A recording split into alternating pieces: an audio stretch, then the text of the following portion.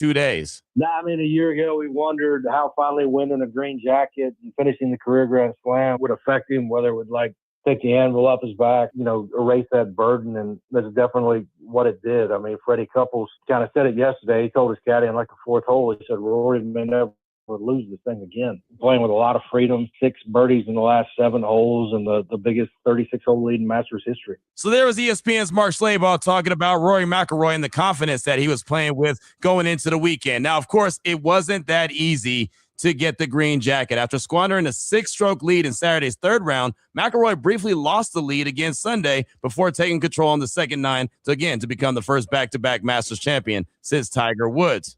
McIlroy also became only the 4th golfer in the past 40 years to hold a lead or co-lead after each round of the Masters. That's according to ESPN research. And like last year, this Masters victory didn't come without plenty of drama on the 18th hole.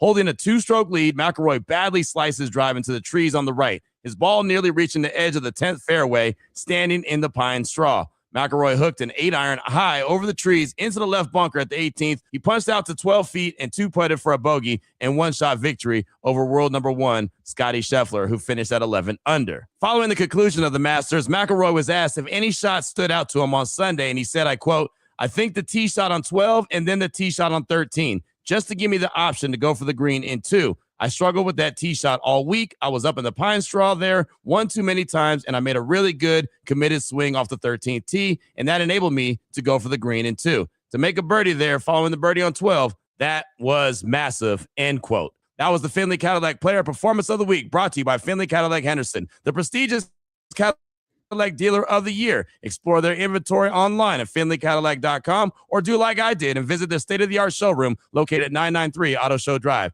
Check out my favorites. You know what that is, the Escalade. They have the Escalade IQ, the Lyriq or the CT4, and my new favorite, CT5, or any of the other luxurious vehicles and SUVs that they have in stock. And you know what to do when you get there. Let them know that your boy Q sent you.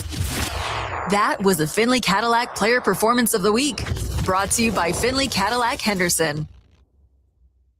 I know that hiring can be challenging. You need someone to match your role perfectly. Well, now you can meet them fast on ZipRecruiter. Build your team, build it sooner. Meet your match on ZipRecruiter. Just head to ZipRecruiter.com/free right now to try it for free. That's ZipRecruiter.com/free. Meet your match on ZipRecruiter. Try it free. Modelo is an official cerveza of the Las Vegas Raiders and the JT the Brick Show. Modelo Especial is a rich, full-flavored Pilsner-style lager, delivering a crisp, refreshing taste, brewed with fighting spirit since 1925. Now back to Cofield and Company on ESPN Las Vegas. All right, I've been looking forward to this spot the entire week. Cofield and Company here on a Wednesday. RJ Clifford, Autumn Windbags, and MMA expert is up with us with Parles and Cofield. RJ, what's going on, buddy?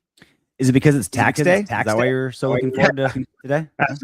Absolutely. Yeah, you missed the mark on that one. Not looking forward to that one. I want to recap what happened at 327 because it was a great event. And obviously there was a lot of news around what's going to happen with Freedom 250, the UFC event at the White House coming up on June 14th. But first of all, the main event, Prochazka and Oberg ended in just crazy fashion. What'd you make of the fight? Yeah, it was wild. I mean, the thinking going in was Prochazka is this crazy, unorthodox, throw all kinds of wild stuff at you, spinning back elbow 720, inventing limbs to try to knock you out. And Carlos Oberg is the more, I don't want to say seasoned because he's got less fights than Prochazka when he was older, but he was the more kind of clinical, comes from a very smart camp over at City Kickboxing in New Zealand. Good straight punches, a fantastic counter left hook, and he was supposed to be kind of the tighter, easier fighter. And he ends up blowing out his knee or Achilles or calf or something early in round number one. And so he's dead man walking. I mean, he is limping. He's literally on one leg falling. And so Yuri Prochazka smells blood in the water, rushes in like he does, hands down, chin up, and Oberg just catches him with this beautiful left hook, and bam, you have a new light heavyweight champion. And it was awesome before that. It was a crazy comeback. Like you said, the whole night was awesome. So it was a nice kind of lead up and way to end the event. So what did you think of the way Prohaska fought, especially after he saw Oberg get hurt? I mean, that's how he is, right? I mean, you live and die by that style. And he's won a lot of fights that way. And he's gotten to multiple title fights that way. And he was well on his way to winning that fight, right? So it's a live by the sword, die by the sword. He's become a very popular fighter with that fighting style. It's how much do you want a zebra to change his stripes? I mean, once you take away that kind of wildness to it, and the unorthodoxness to it, the unorthodoxness, some of the danger that comes with that as well. So it was obviously a poor decision in that exact moment at 3:45 of round one, but for the first 3 minutes and 44 seconds, it was going really well for him. I'm going to pay a compliment to the guys on the call of the fight. Obviously, Anik always does a good job, but Rogan was on the call, and I thought they had some pretty good honesty in the Dominic Reyes-Johnny Walker fight, which I don't know what those guys were doing. They were extremely cautious, and Cormier alongside called it for what it was. It just wasn't a great fight. Yeah, and it was not what we expected, because Dominic Reyes and Johnny Walker have been, I talk about kill or be killed. That's kind of been their MO the last half decade or so. Just two guys that with great knockout power, both with kicks and punches, great in the clinch, and guys that don't wrestle hardly at all if it's up to them, and guys that have been a little chinny. They've both some knockouts over a little bit. So everyone's kind of expected up. Bet the under on this one. The under on this one, but I think when both guys understood where their weaknesses are, it wasn't a good matchup for guys that knew their defensive liabilities, and that's what we ended up with. Is the 50-minute snoozer that everyone forgot. It was the one real downside of that main card. Well, the card was definitely saved and turned around immediately by Josh Hokett and Curtis Blades. I don't know if I agree with Cormier, and I haven't looked up a list of the greatest heavyweight fights ever, but he kept going on and on about being the greatest heavyweight fight ever. From a strategy standpoint or tactician standpoint, it wasn't the greatest fight, but from a slobber knocker, Hokett and Blades was outrageous. It was fantastic. I'm with you. MMA fans have memory like a goldfish, where every good fight, every good knockout's the best thing that's ever happened. But it's after watching that fight, you start thinking that way. And kind of the same thing. So Josh Hokett is, for those who don't know, this is his third UFC fight, and he got a top 5 opponent in Curtis Blades, who's been in the UFC for over a decade. He's been a top 5 UFC heavyweight for 8 years. And because of Josh Hokett's big personality and this split personality that he does, and all this wild WWE action, he got a big high profile fight. This is his third pro fight, and my God, did he deliver! It was absolutely, like you said, Cofield. Like, I think a boxing coach's eyes would bleed watching how sloppy those guys were. But Hogan did show some good things. Curtis Blades has a very good jab. It's a little slow and a little lazy, and Hogan was very prepared with overhand rights over that jab. That's how he dropped Blades twice in round number one. Blades had like 28 pounds on Hokett. Hokett's a very undersized heavyweight, and he did get taken down a couple times, but we thought Blades being so heavy would weigh on Hokett and wear him down, and it didn't. Hokett was the one with better cardio and 15 minutes, and thank God it did. Blades outlanded Hokett by 59 punches, which that would be really significant. It was a fight before where I don't think they landed 59 combined. He also landed 65% of his punches. Could you have made a case that Curtis Blades actually won the fight? It was close. It was close. It was 29. Wait. It was close. Now I will go back and retract a little bit of my compliment for Cormier and Rogan. Okay. Man, once they got down a path of this guy's winning the fight, they would not relent. I'm like, this is a good fight, guys. And you got, like, from the middle of the fight, it's like Hokett. Like, it was a close fight. Unlike other sports, mixed martial arts scoring and judging, it's just kind of moves by itself without any kind of official decree. So mixed martial arts, and I agree with this. Martial arts, and I agree with this. So has moved more towards damage. That's the biggest factor. Are you damaging your opponent? Not takedowns, not submission attempts, not are you controlling the center of the octagon? Are you hurting the person in front of you?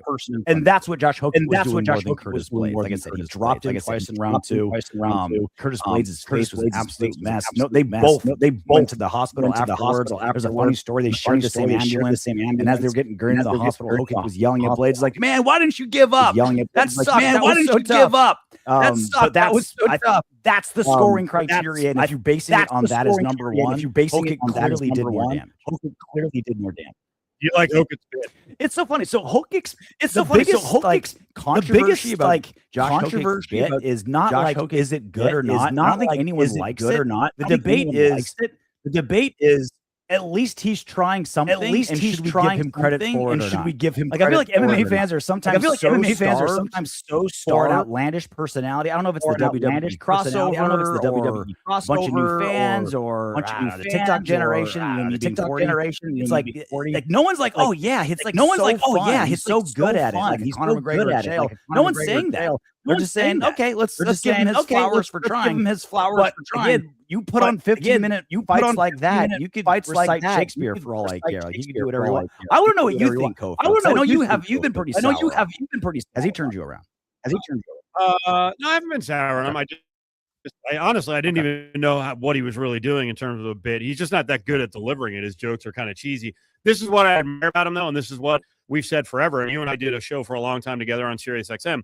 When former football players, and this is where the UFC really has to mine this talent pool, when former football players get into MMA, they can make a quick rise because if they played at a decent level, their athleticism is so much better than, I don't want to rip anyone who's in the heavyweight division, but Hokik was a fullback, kind of a jack of all trades. I think threw a touchdown pass at Fresno State. He was also a wrestler at Fresno State. We know that part of the background, but his hands actually are pretty fast, and his straight shots got in there. He does have a lot of upside, but my God, his camp has got to teach him, like, hey, everyone enjoys the go for broke and, the I guess the flash in the middle finger 9 times at your opponent, but you got to fight. Yeah, actually, you got to fight with a little bit of smart. I mean, he was like you said, he was an all-American wrestler. Yeah, I mean, he was an all-American wrestler. So that's obviously a good part of it. Dean Thomas, who's longtime MMA, who's UFC fighter coach, he's part of the broadcast team now. Texted me the other day. He's like, I feel like the best base for MMA is failure in another sport. And that's kind of Josh Hokik, right? He had like a cup of coffee with the 49ers on the practice squad, didn't make the NFL, and so he chose mixed martial arts. And to your point, the rise has been insane. He's been a pro fighter less than 3 years. And now he just beat the top 5 heavyweight. He's going to fight at the White House. He wins that fight. Title shot right around the corner. In less than 3 years. Like, I have frozen peas in the back of my fridge that are been there longer than Josh Hokik's entire martial arts career. So, like, yeah, to your point, I always thought football players made bad fighters. But maybe it's because the Josh Hokik wrestling, I think. The Josh Hokik wrestling. I mean, I'll go back in the day. Matt Mitrione played football at Purdue and got more than a cup of coffee with the Giants in the National Football League. And the one thing I always remember about him is that he instantly came in and had some of the fastest hands. His jab was really good.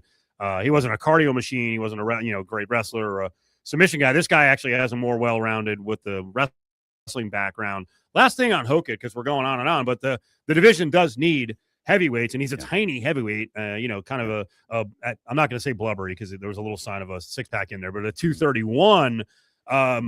If I heard the story that Dana told about Trump said, hey, why isn't Derek Lewis on the card?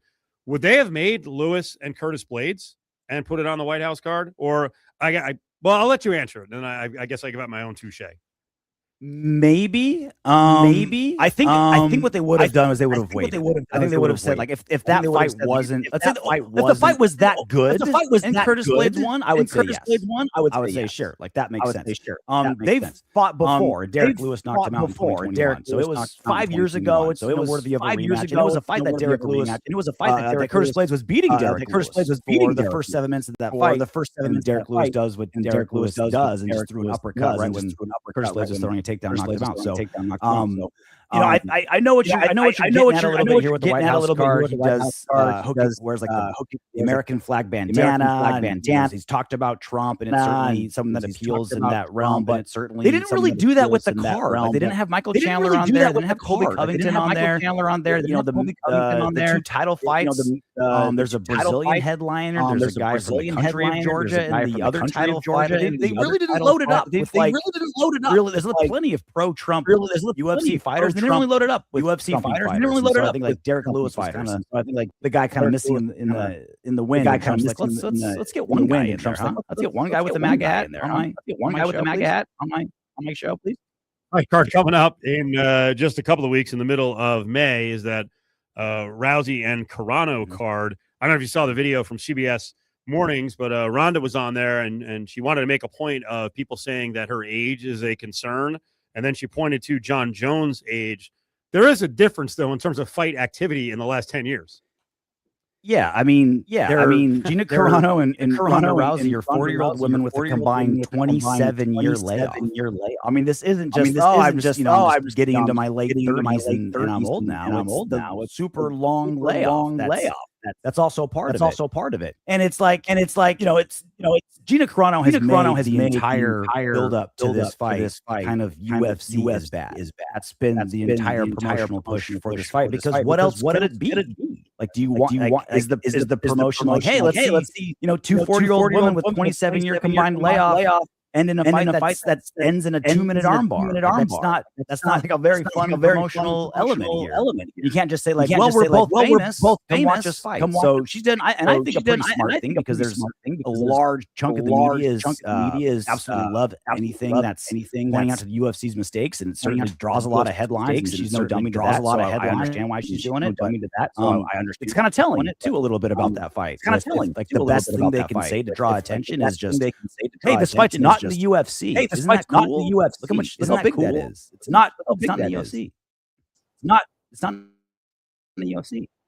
RJ Clifford's up on Cofield and Company on ESPN Las Vegas. Let's spend a couple of minutes looking ahead to the draft, which we can do again next week, more in depth. Raiders first couple of picks. Obviously, number 1 pick is going to be Fernando Mendoza. Then second and third round are 36 and 67. What do you want? I want best. I know it's cliche, and a lot of people say that. I want best. I know it's cliche, but there are so many holes on the Raiders. It's best player available every single time. Best player available trade down every single time. Even. I mean, when you look at the roster, like other than it's soon to be quarterback, other than like that will be quarterback, other than tight end. There isn't a single room. There isn't a single room in the Raiders facility that doesn't need starters, backups, developmental players. We need a kicker players. Like there's just everything is an issue. So it really is like I'm just a value guy. It really is like I'm just a value guy. There's certainly some holes are certainly bigger than others. Holes are certainly desperately need a safety. Desperately need a safety. Right tackle. They signed some new linebackers, which is great, but the Raiders still need depth and another starter there. I mean, it's best player available. It's best player available. Roster has been just destroyed. Has been just from 5 years of no continuity and poor drafting and poor free agency. What'd you make of the story that came out in the Athletic / New York Times, just smashing Gruden for a lack of dedication and hard work? There were a lot of Raider Nation folks who got insulted by that. Of course, there were a couple of shots by the author at Mark Davis, but we kind of laid it out last week. Like, yeah, I mean, I think it's pretty obvious that something led to Gruden not being a really great drafter, and I guess now we know he didn't put a whole lot of work into it. I feel like he just does everything by gut, right? Like it's not really like I feel like a work ethic with him because he's famous for still going. Like even when he wasn't coaching or broadcasting, he's still in his film room at 5 a.m. just grinding tape. What he loves to do. It's just he just doesn't do the parts he just wants to do.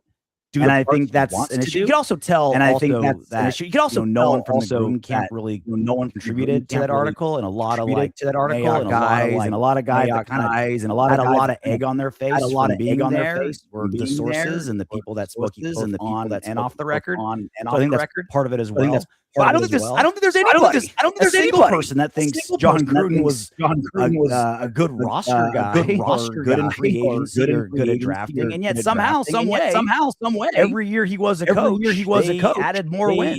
He wasn't there for year 3 to take him to the playoffs. But it was kind of his momentum that got the playoffs for the first time in almost 20 years. So that's kind of wild. With how bad of a roster guy he was, he still managed to will that team into wins. I think he's a great coach, just an atrocious GM. RJ, we appreciate it. We'll talk to you soon, buddy. Later, guys. There he is, RJ Clifford, Autumn Windbags Podcast on Twitter, RJ Clifford MMA. The Golden Circle Sports Bar inside Treasure Island is the ultimate spot to catch all your favorite sports on huge video walls. 55 plus TVs offering ideal views from every seat, gourmet comfort foods, craft beers on tap, and all your favorite beverages. Plus, Treasure Island is the only place on the strip with free parking. Gambler's bonus hits again. On March 14th, Michelle hit 4 aces, clearing her Gambler's bonus 4-of-a-kind bingo card for over $10,000. Michelle hit big and so can you with Gambler's bonus. It's why you play the game. The Vegas Golden Knights are rolling through another epic season. And there's nothing more refreshing than an ice-cold Surfside to enjoy while you cheer on your Knights on the ice. Surfside is only 100 calories, 2 grams of sugar, and 0 bubbles. That's right, no carbonation. So it's easy to sip and enjoy. It's not seltzer, it's Surfside, official partner of the Vegas Golden Knights. Sold in arena and at bars, restaurants, and stores near you. Must be 21. Please drink responsibly. Zip Zap Auto has expanded into one of the largest independent auto repair shops in the Valley. With 23 bays, over 12,000 square feet, Zip Zap is your one-stop shop, offering smog tests, oil changes, detailing, body work, and engine rebuilding. Plus, Zip Zap provides free towing and diagnostics with qualifying repairs. No appointment necessary. Zip Zap Auto on Cheyenne and North Durango Drive and online at zipzapauto.com. Miss a show? Check out lvsportsnetwork.com for everything ESPN Las Vegas, 1100 AM and 100.9 FM, KWWN Las Vegas. 1, 2, get down. Now back to Justin Watkins with Cofield and Company on ESPN Las Vegas and ESPN Reno. 4 o'clock hour is here. Golden Knights hockey, of course, over on Fox Sports Las Vegas, our sister station. You want to watch the game tonight? Great spot to watch. Hometown hockey is Jackson's Bar and Grill. Honored for having a top value steak in Las Vegas. Jackson's is your pregame, postgame headquarters for any sports action on the Strip, and it is a great place to watch the game tonight against Seattle. Jackson's Bar and Grill, 6020 West Flamingo. Flamingo and Jones, 1 pound ribeye, just $22. Garlic marinated bistro filet, $22. You get the veggies and your choice of a side. I got the garlic marinated bistro filet. It actually, it turns out it's actually 2 6-ounce fillets. So it was a lot. It was a lot to eat. I actually took one of them home and then re-grilled it because I got it rare, medium rare, and turned out beautifully. But a lot of food. And the other guys with me got the ribeye. You can see pictures of the ribeyes up at Steve Cofield on social media on Twitter. Yeah, $22 for steaks. These are great steaks. They're delicious. If you don't want a steak, they got the full menu. Burgers, wings, tacos, fingers. I'm down with the loaded turkey wrap every once in a while. It's Jackson's Bar and Grill, 6020 West Flamingo. And the cool thing is during the hockey games and in the playoffs, they give you a chance to win upwards of $775 in free play on the machine. So if you're a player, Jackson's is a great spot to go and play. And Chef Lonnie's in there every morning, hand cutting the steaks, getting ready to go. Jackson's Bar and Grill, Flamingo, and Jones. Parles across the way, Cofield. I asked RJ Clifford, and we'll get heavily into the draft the next couple of days and next week, with picks 36 and 67 after you take Mendoza. He said, best player available. I don't agree with that approach. I think the Raiders need a pointed approach. It doesn't have to be a specific position in each spot, but I have 3 positions I'm targeting. You? So targeting offensive line still, even with the improvements. You still got to target pass rush, even though we get Crosby back. I think you need another body on the other side of him. And then you're going to the secondary, right, Cofield? Or are you going to the linebacking core? You can honestly go with either of them. All 3 levels of the defense would be totally fine with me if you were going to go that route. I know you're anti-drafting wide receivers early when you're as far away as the Raiders are. Is early second round too early to draft a wide receiver, Cofield, or is that acceptable? I don't know that I would draft a receiver very early. They have picks in bulk, so I would probably do it later in the draft. No, I think the most important positions. Repeat what you said again. I think offensive line and all 3 levels of defense. You could convince me on. You could convince me on all 3 levels of defense. Yeah, I'm going in no particular order, but I would lean offensive line. I'm going O-line,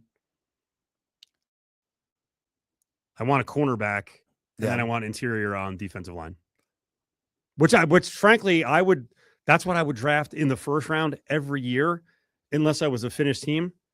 Like, I'll tell you what, the second pick in the draft, the Jets, like a lot of people are probably like, wow, they're going to draft another, defensive guy, an edge guy, or a linebacker. Yeah. Now the Jets stink, and they've stunk for a long time, but they actually haven't botched the draft. Now, in the case of Mekhi Becton, they took a terrible offensive lineman at 10? That was absurd. 13. They knew that he was kind of a lard ass. All I know, Cofield. Are you excited for that one? I won a lot of money on that. Okay, well, So I was very happy. I didn't like the pick.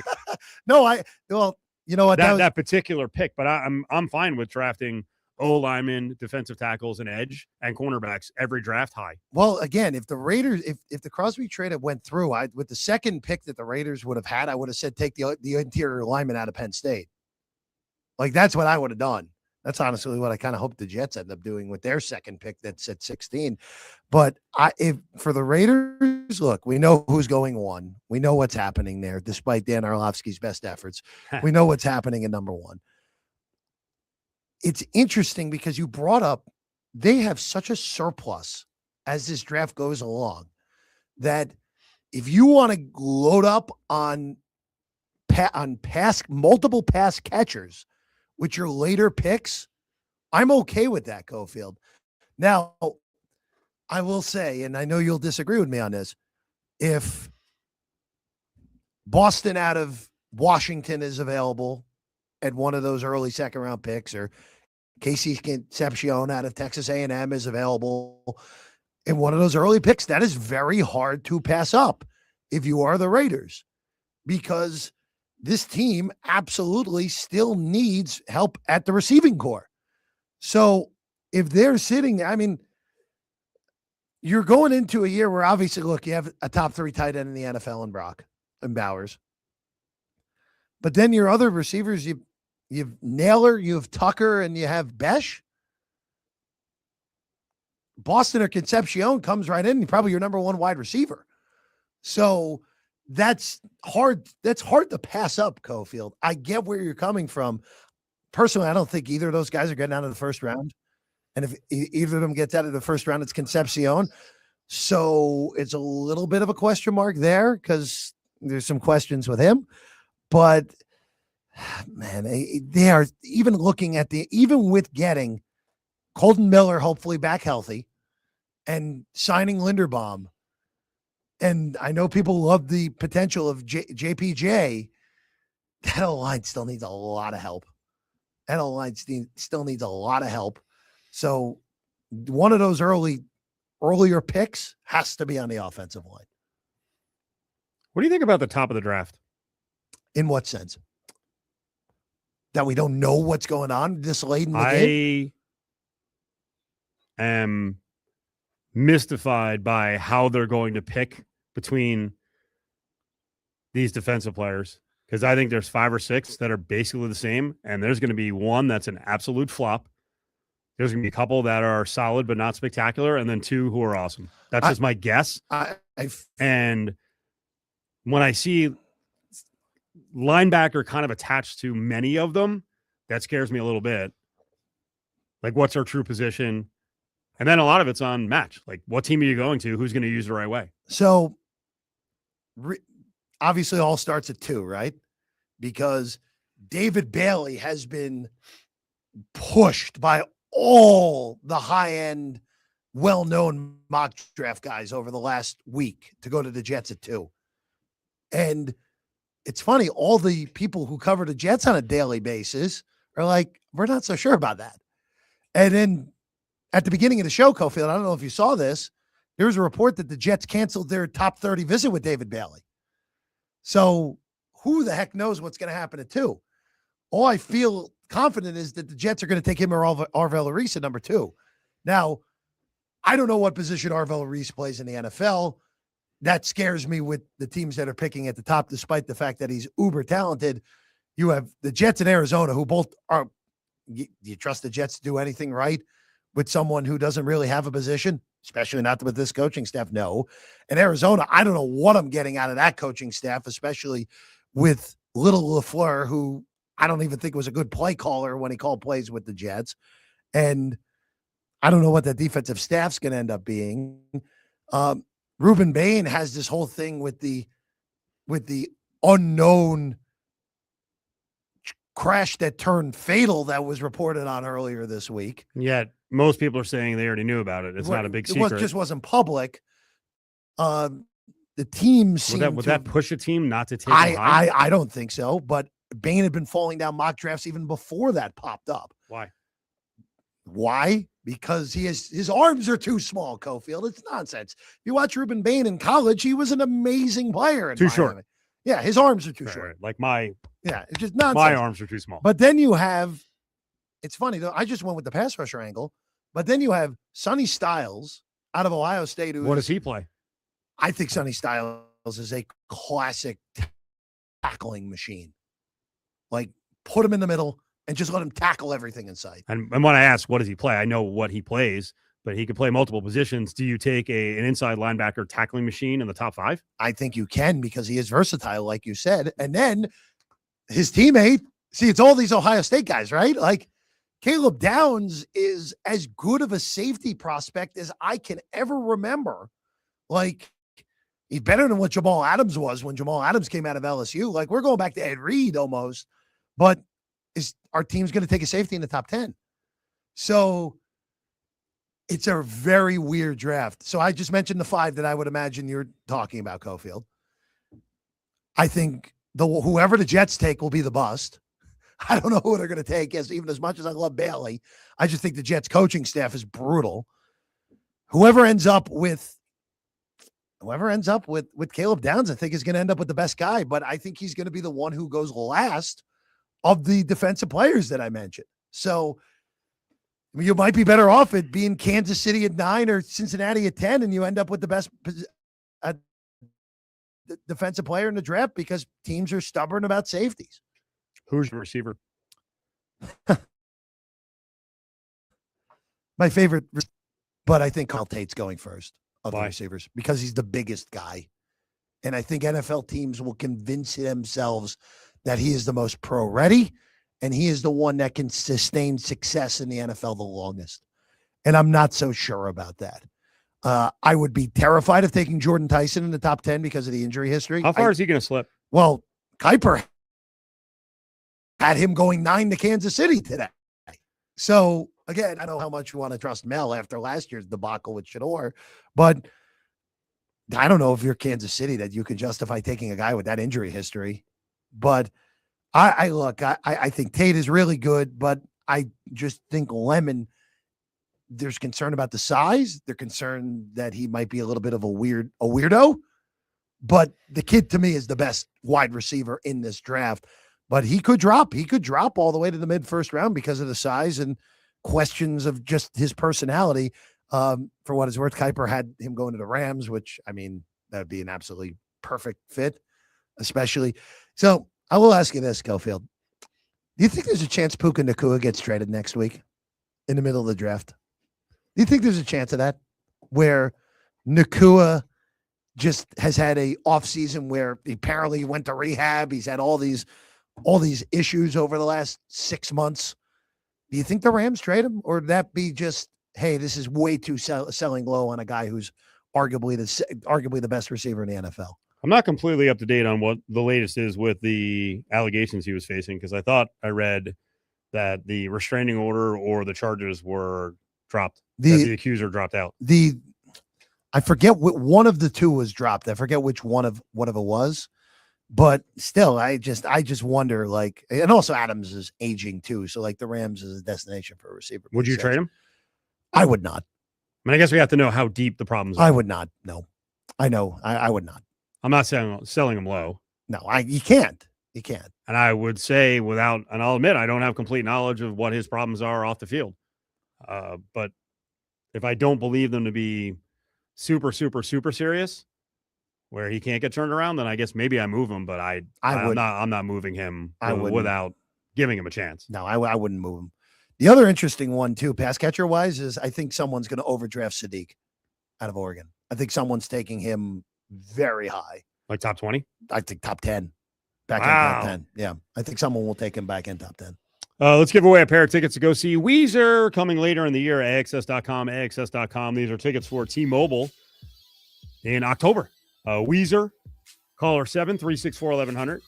It's Weezer at T-Mobile.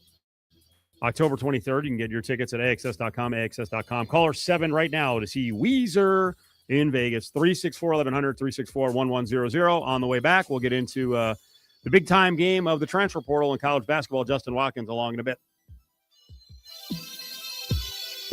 We're hiring at A1 Garage Doors.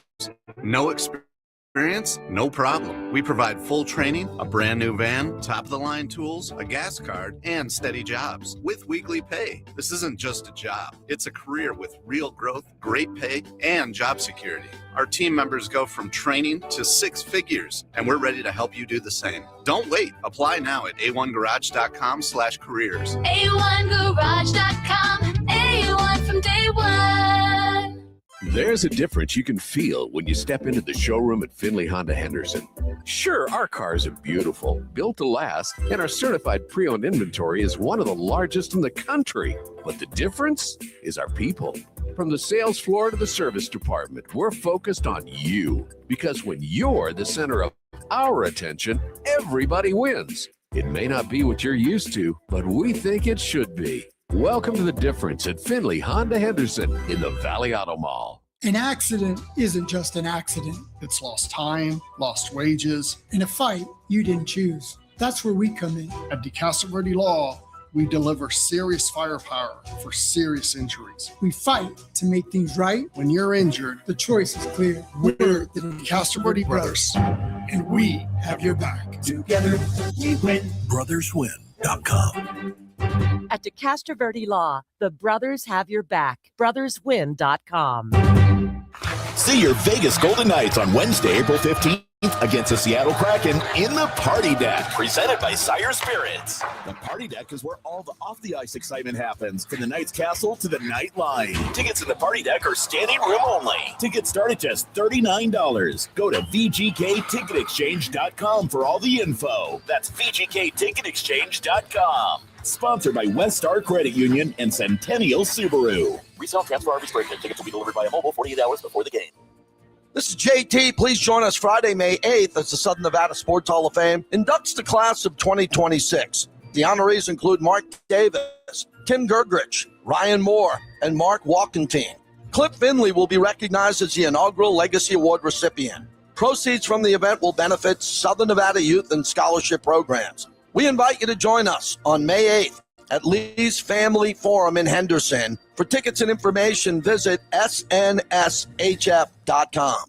Sign up today for a new William Hill Nevada mobile sports account, and you can earn up to a $250 bonus bet after placing your first qualifying wager. The William Hill Nevada mobile sports app allows you to bet on the go from any iPhone, iPad, or Android device from anywhere in Nevada. Sign up today and you will never miss another bet. With the largest wagering menu, the mobile sports app features same-game parlays, early cash out, and live in-play wagering on all major sports. For more information, official rules, and to see participating sign-up locations, visit williamhill.us. Must be 21. Gambling problem? Call 1-800-GAMBLER. Spring into savings with Sunburst Shutters. Got your tax refund? Put it to work with an upgrade for your home. For a limited time, save up to $500 on custom window treatments, adding style, comfort, and lasting quality to every room. Choose from their exclusive Polywood shutters with convenient motorized shades or beautifully crafted blinds. Made in the USA and built to handle the Vegas sun and heat. Boost your home's energy efficiency and give your space a fresh new look. Don't wait. These savings won't last. Visit SunburstShuttersLasVegas.com.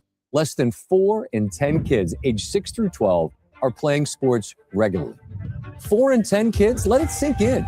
Just 4 in 10 kids. ESPN is building a nationwide coalition powered by Disney called Take Back Sports, with the purpose of training more coaches, expanding access, and creating community-driven sports programming that puts kids and fun first. We're working on that story. We hope you'll join us. Visit takebacksports.org to learn more. Sign up today for a new William Hill Nevada mobile sports account, and you can earn up to a $250 bonus bet after placing your first qualifying wager. The William Hill Nevada mobile sports app allows you to bet on the go from any iPhone, iPad, or Android device from anywhere in Nevada. Sign up today and you will never miss another bet. With the largest wagering menu, the mobile sports app features same-game parlays, early cash out, and live in-play wagering on all major sports. For more information, official rules, and to see participating sign-up locations, visit williamhill.us. Must be 21. Gambling problem? Call 1-800-GAMBLER. Slam Fest takes Palms Casino Resort by storm April 15th through 19th with non-stop high-octane action. Rock out at Ghost Bar with Bully Ray, Hardy Party, and comedian Mick Foley. Then meet wrestling superstars Ric Flair, Soraya, Mojo, and more during our blowout poolside party at Palms Pool, and purchase a private cabana to bring the whole family. Tickets are also available for live wrestling inside Pearl Concert Theater. Always free parking. Get in the ring at palms.com. Hey, Jeff, how's the new job working out? Really sucks. Terrible boss and the paycheck is even worse. I gotta get a new job. Truck you. Wait, what? Truck you. You don't have to curse at me. Dude, you should check out Truck You CDL training. My brother got his CDL license in 4 weeks and now he has a new career making great money. Okay, I'm listening. Truck You offers small classes with night and weekend times available. They will even help with payment programs. Check them out. Truck, the letter U, LV.com. Truck You. You're listening to ESPN Las Vegas from the Findlay Toyota studio.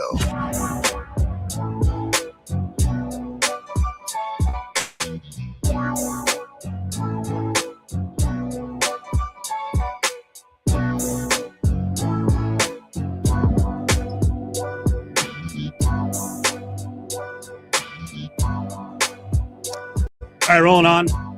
4 o'clock hour is brought to you by Battleborn Injury Lawyer. 766-1400 is the number for anywhere in the state of Nevada. 775-766-1400 in northern Nevada.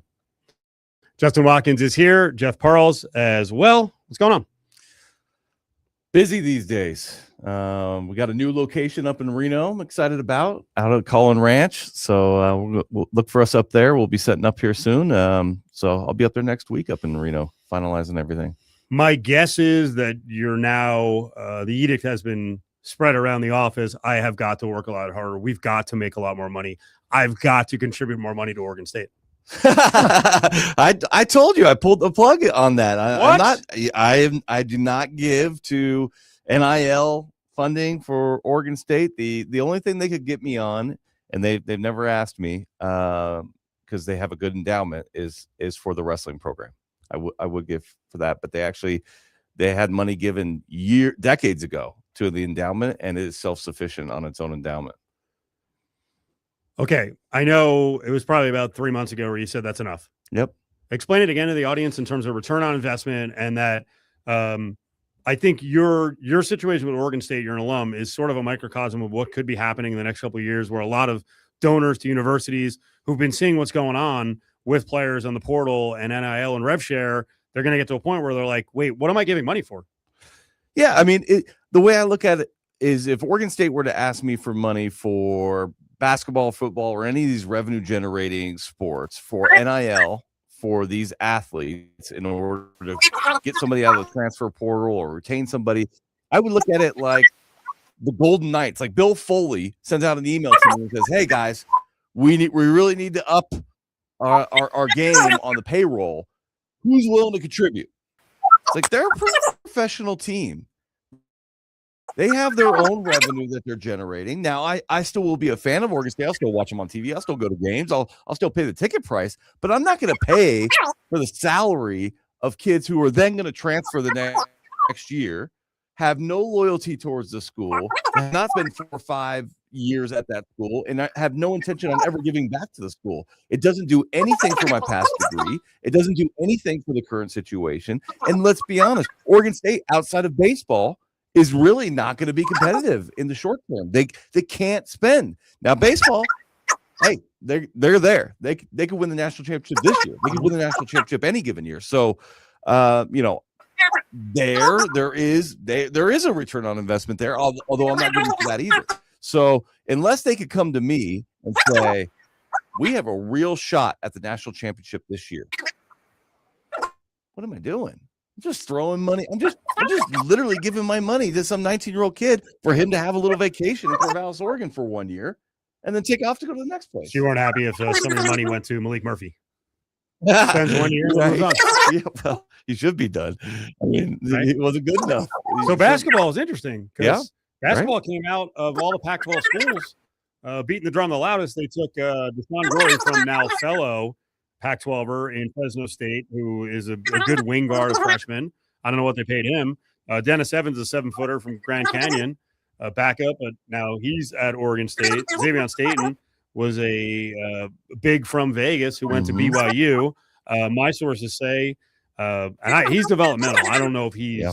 I think they're going to split time, and I don't even know if either one of them gets, 25 minutes at center. But my sources say that Staten got $500,000. He got $1 million last year, supposedly from BYU, and then they signed a kid from Idaho, and I think there's a fifth guy they've signed. So they've come out. Where's all the money coming from? Right. So fellow alums are like, yeah, let's keep going. Let's get money. Well, and they got a 4-star high school kid. And so, like, there's a lot of excitement around the basketball program. I'll tell you, when I went there, so I went 97 to 2001, 2001.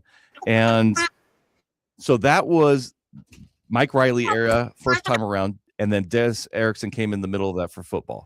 But it was a basketball school. They were not good at football. They were in their when I was a freshman, it was their 27th straight losing season in football. And you could just walk in with your student ID, they let you sit anywhere.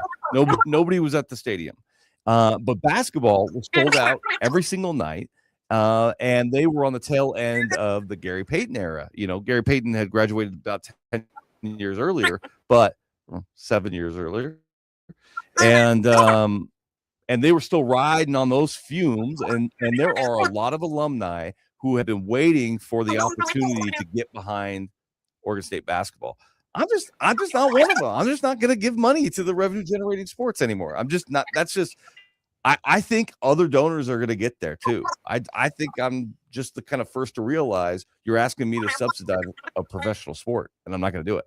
Justin Watkins in studio with us. All right, well, let's continue on the whole rev share college sports front here. Let's come closer to home. So it came out last week. I'm not sure UNLV wanted it out there yet, but it came out last week. $10.75 million for rev share. Going to compete with the highest schools in Group of 6. That's a good, healthy number. Yeah. That the lion's share will go to football, women's basketball, men's basketball. I mentioned on a recent video when I was talking about recruiting for men's basketball in the portal that UNLV basketball will have a healthy number. The response I got from someone was, healthy number? Louisville just spent $9 million on 2 players. UNLV needs to be at least $10 million for basketball alone. Like, pump the brakes. There is a reality here. Well, by the way, you realize where football was 5 years ago. If you go back to the COVID year, you could barely field the team. They went 0-6. Now you're getting part of $10 million, and you're like, more. And one of my other responses was for basketball fans, for someone who said, 10 million. Listen, the word NIL, we can get rid of it. Okay. At this level, it's rev share. Right.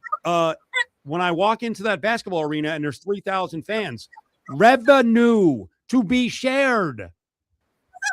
You're saying there's no revenue. I get it. There's a deficit. And here's the thing. At most schools, there's a deficit. At most power schools, there's a deficit. Power conference schools. So they are all operating under some belief that if you do this math right, that the increased in brand exposure allows them to recruit more students and charge higher tuition. And that may be true for, I don't know, 30 schools? Maybe it's true for 30 schools.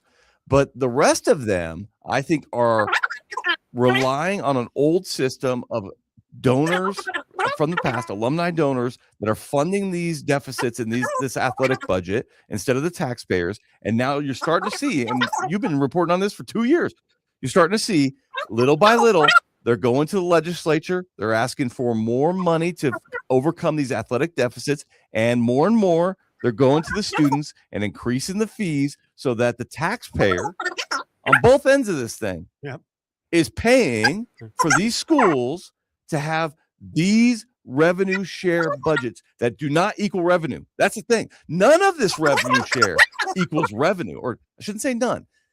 Everybody's trying to get a seat at the big table, and nobody can really afford it outside of I'm saying 20 or 30 schools max. And there's 60 schools vying to be at that table, and they can't compete. And when you look at Vegas now, there is enough money here. There is enough money for them to be able to spend $10 million on a basketball program and $10 million on a football program. There is enough money. No, it's 10 combined now. No, but there is enough money in this city. Yeah. But the problem is it's a pro sport for this city because we don't have I shouldn't say we, I'm not an alumni. There's not an alumni base within UNLV that's, you're asking a bunch of people who migrated to this town to support this team, and they look around, they got the Knights, they got the NBA coming, they got MLB coming, we are the sports capital of the world, dude, and I'm sorry, but UNLV is pretty far down that list. Now, college football is big time, and if you can get yourself invited to the CFP, which UNLV has a real shot of doing, they've been closer these last 3 years than any other time in their entire history of being in these kind of games. Can they start generating some revenue? Yes, I do believe. I think you either go all in on football or you go all in on basketball. And this is all happening while UNLV is trying to get their books in order, and that's part of the reason why they didn't go to the Pac-12. They stayed in the Mountain West Conference. Don't pay this big buyout. Try to get down that $20+ million. They're going to work towards that. Meanwhile, at places like Cal, they just keep going money on top of money on top of money. I mean, hundreds of millions in the hole. And I don't know if you saw the move in the last couple of days. They're blowing out the marketing department, and they're going to outsource a bunch of that stuff to some firm. I mean, now we're firing people to try to keep up with the Joneses. That train seems like it's going off the tracks. Oh, dude, they're all going. I mean, Rutgers is $500 million in debt. Cal's $500 million in debt. Like Illinois was a couple $100 million in debt. I mean, the only way this gets worked out, and it's going to take some time, but eventually we're going to get there. These quote unquote revenue generating sports are going to be spun off into their own entities, and they're going to have to live or die by themselves, separate and apart from an academic institution. That's the only way this works, because right now there's an identity crisis in the higher education system of America where they're deciding, wait a minute, the old analysis of good sports teams equals better academics because there's more money available. The donors want to give more because we're good at it. Well, now they don't give to the school. They're giving directly to the player. They can give directly to this NIL pool that never makes it actually to the university, and the university doesn't get to spend to make better academics. So the question is, are you a minor league sports entity or are you academic institution? And some of them are having a hard time figuring out which of those two they are. Messy. Super messy. 20 seconds left. What's going on at your school? Because Mizzou is certainly aggressive. I don't have the right answer for you on that. I mean, the difference is the school's probably getting $80+ million. Well, they're getting a lot. Well, the SEC it definitely helped them out, to say the very least. Schofield. Justin Watkins continues with us. 766-1400 is the call from anywhere in the state of Nevada number. If you're in the north, in Reno and beyond, 775-766-1400 is the number. An accident isn't just an accident. It's lost time, lost wages, in a fight you didn't choose. At DeCastro Verde Law, we deliver serious firepower for serious injuries. Together we win. BrothersWin.com. Nick here with Stefano's Greek and Mediterranean Grill. Summerlin, it's official. Stefano's is now open on Lake Mead and Buffalo. Come enjoy our beautiful dining room designed for family meals, quick lunches, and everything in between. Or swing by for fast, easy takeout with all your favorites. Gyros, bowls, shawarmas, kebabs, and our famous baklava. Our salad dressings and marinades are made with no seed oils. And our must-try fries are cooked in 100% avocado oil. The new Stefano's in Summerlin is now open. Come taste what everyone's talking about. Stefano's, real food, real fast, real healthy. Anonymous 17 wrote online, I just found the car of my dreams at the Valley Auto Mall. And now I feel #epic. Find your own dream ride. Click or visit the Valley Auto Mall today. Spring into cash for betting sports on the William Hill mobile app. With the William Hill Cash Rewards program, you can earn up to $500 in cash. Earn Spree Rewards points for mobile wagers made until May 31st. Win or lose, you can earn even more Spring Rewards points for teasers, parlays, and same-game parlays. Sign up for the William Hill mobile app today and opt in to enroll in Spring Rewards. To see participating locations, visit williamhill.us. Must be 21. Gambling problem? Call 1-800-522-4700. Hey, Vegas. Let's go, Dogs! This isn't just a game. It's a night out. It is electric, fast-paced action. I think it's amazing. Music pumping, crowd jumping, action nonstop. That's Desert Dogs Lacrosse. Come feel it for yourself. Fires and scores! Join us for our final home game of the season, Saturday, April 18th. Grab your tickets at LasVegasDesertDogs.com. Hello, everybody. This is Mark McMillan, former NFL player and now general manager for your Las Vegas Rockers. Get ready to roar. The Las Vegas Rockers charge you to their first home game in the International Arena League on Saturday, April 18th. The Pennsylvania Benjamins roll into the Orleans Arena for a showdown packed with hard hits, wild scoring, and nonstop indoor football chaos. The fast, furious Vegas-style action you can't miss. So grab your tickets now at LasVegasRockers.com and witness the beginning of an unforgettable Rockers history with friends, family, and fans cheering loud. I was in a wreck. I need a check. I was in a wreck. I need a check. I was in a wreck. I need a check. I'm attorney Kevin Rowe. Getting rear-ended once is bad enough. Don't let the insurance company hit you again with a lowball offer. Call an experienced attorney who knows how to fight and win. Call Lerner Road today. 877-1500. 877-1500. 877-1500. Randy Westbrook, managing attorney. Get down. Now back to Justin Watkins with Cofield and Company on ESPN Las Vegas and ESPN Reno.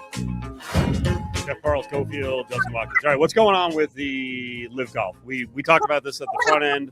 It was clearly an example of the first of many sports watching efforts that the Saudis were interested in doing, but now is it done? So we have a lot of conflicting reports today. Let's just start with that.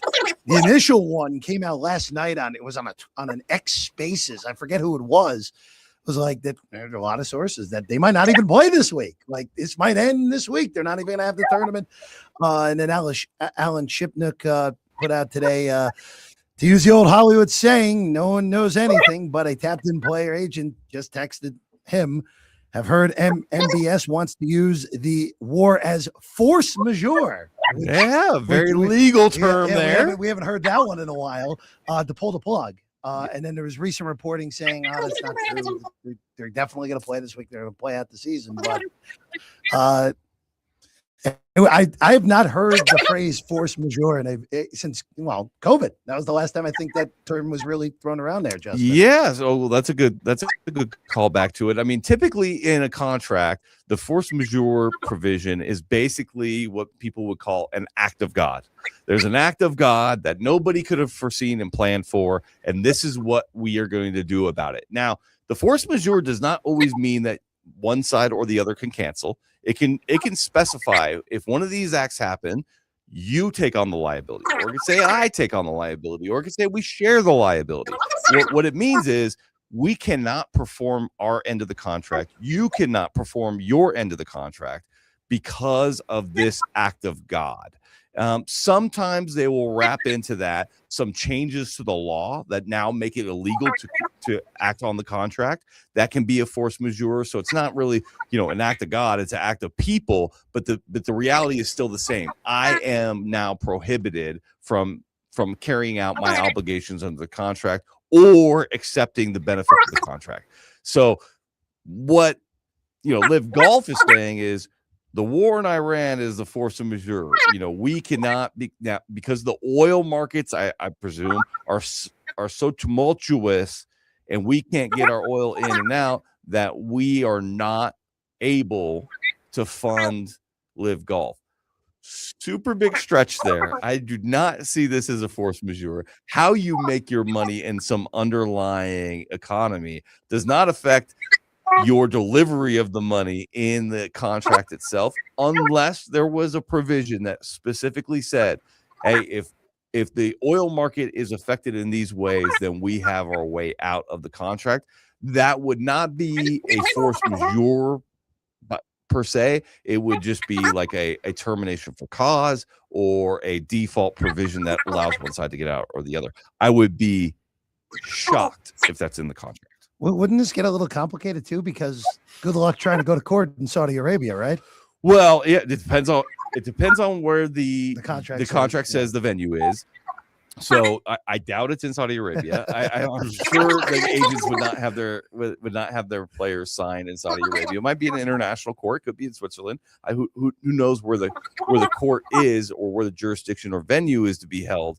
But the bottom line is like this is tricky in all kinds of ways because some of these players got all of their money up front and they're working it off through their contract. So they have all their money, and then there's some who are earning as they go, and some that are owed some money. So it does get tricky. I wonder if most of the players wouldn't be fine with the force majeure and we walk away. Yes, they probably would. I mean, did you see the numbers? I put on a rundown here some numbers. What Liv has paid these guys.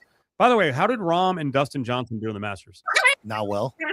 Do they care? Why would they? I mean, Cam Smith fell off the map completely. He's not even competitive in majors anymore. He's made $51 million with Liv. Dustin Johnson has made $64 million, $88 million for Jon Rahm. But it depends upon what the force majeure says. If there is a provision that says force majeure, it may say, we paid you all this money up front. We get to claw it back. In which case, some of these guys are like, what money back? I don't have that money anymore. That money's gone. I've already spent it. Then it could get real nasty. And so depending on all the terms of the contract. Making money isn't all that hard, but keeping it is tough. It's why I like having a One Nevada One checking rewards account. All I had to do was set up direct deposit with my job, and boom, I get paid 2 days early, just in time for the weekend. And when I do have to spend, I just make sure it's with my One Nevada debit card, and I get cash back. So get your money sooner and keep more of